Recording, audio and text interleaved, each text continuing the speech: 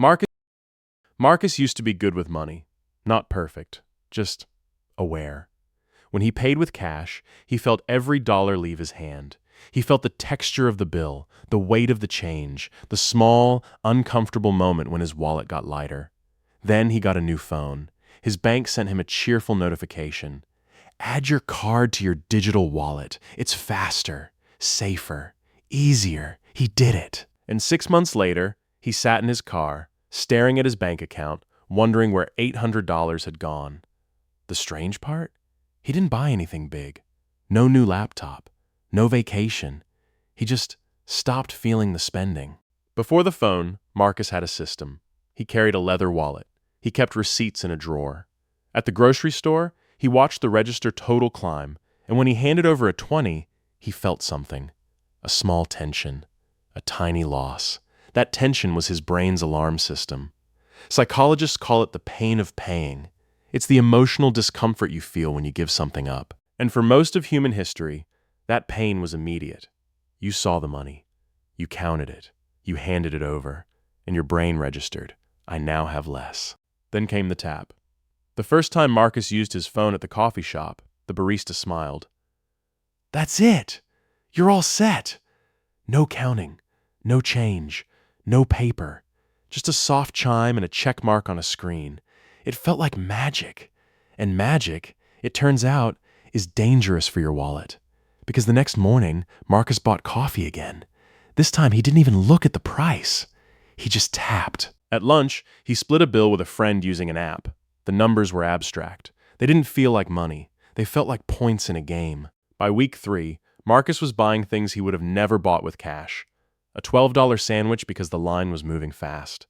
A streaming subscription he forgot about by dinner. A pair of headphones because the checkout took 2 seconds and his thumb was already on the button. At a bar with friends, everyone tapped their phones to split a bill.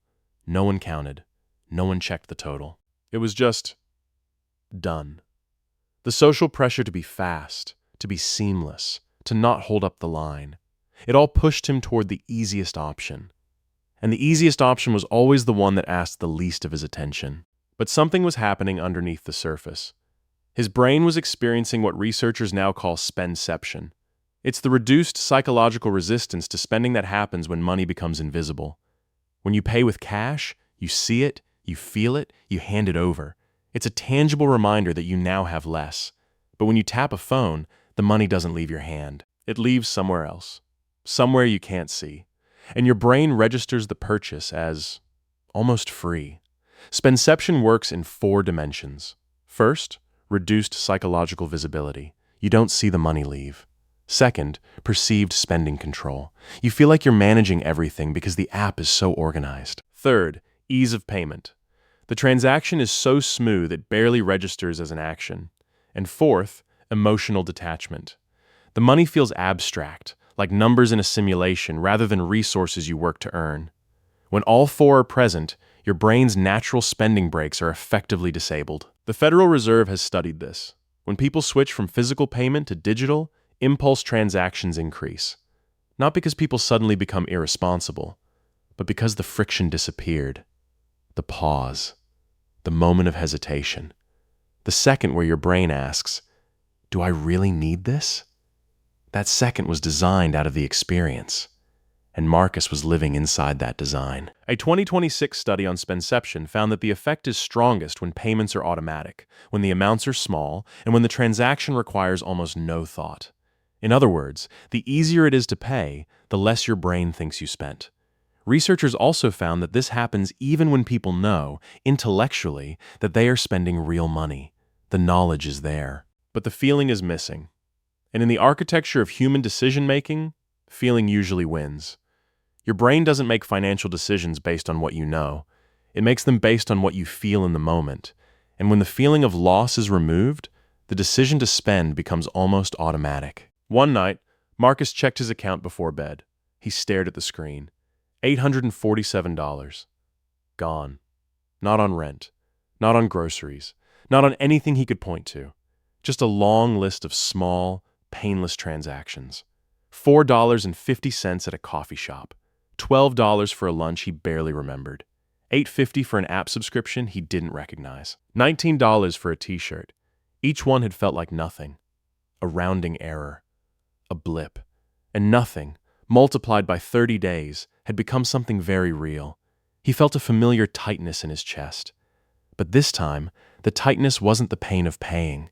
It was the pain of realizing you spent money you never felt yourself lose. What happened to Marcus is not about willpower. It's about neuroscience. When you spend cash, a region of your brain associated with loss and discomfort activates. You feel it, literally. But when you spend digitally, that same region stays quiet. The purchase and the payment are decoupled. The pleasure is immediate.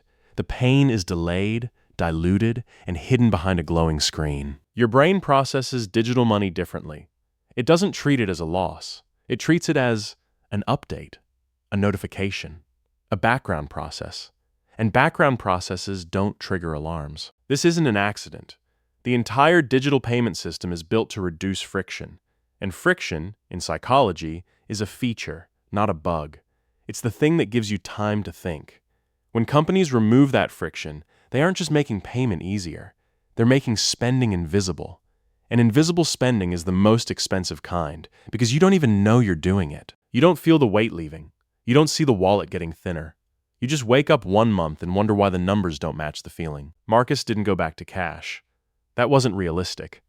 But he did start doing one thing. Before every purchase, he asked himself a single question. If I had to hand someone physical money for this right now, would I still buy it? That one question reintroduced the pause, the friction, the feeling. Not because cash is better, but because his brain needed to see the cost before it could feel it. And when you can feel what you're spending, you finally get to choose. Because the real problem was never that Marcus was bad with money. It was that the money had become so easy to spend, it stopped